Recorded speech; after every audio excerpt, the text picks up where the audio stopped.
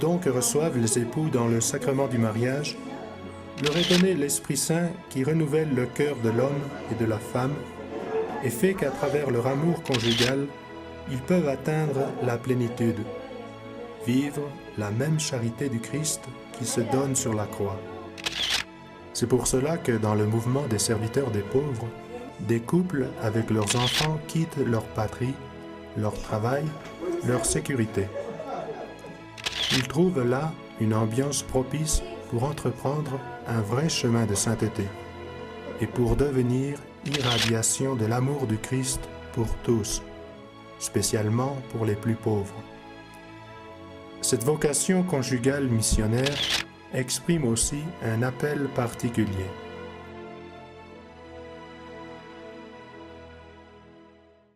Eh bien, la particularité de cet appel à venir ici servir les pauvres dans le mouvement, c'est que l'appel est double. C'est-à-dire que c'est l'homme et la femme, l'époux, l'épouse qui viennent, qui ont le même appel en même temps, avec la même force, la même intensité, le même désir.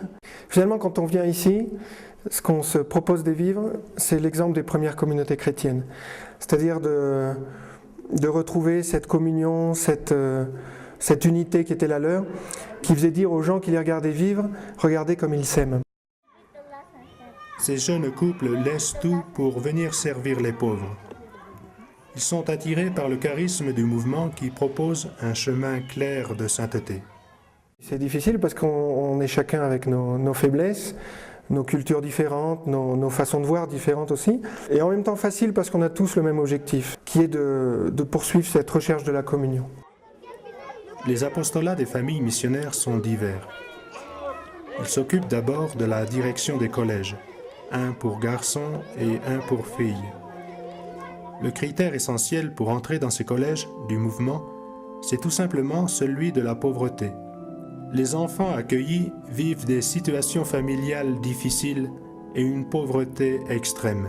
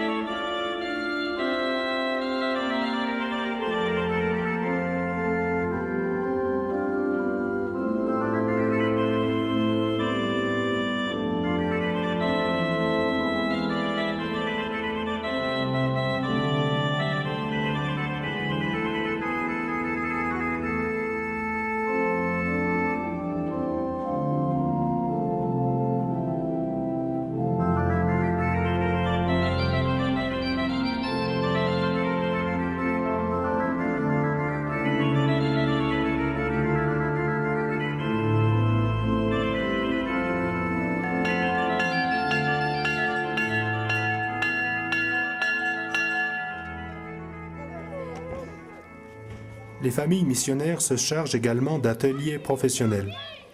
Il s'agit de centres dans lesquels les garçons et les filles reçoivent parallèlement à l'éducation scolaire une formation d'apprentissage technico-professionnel.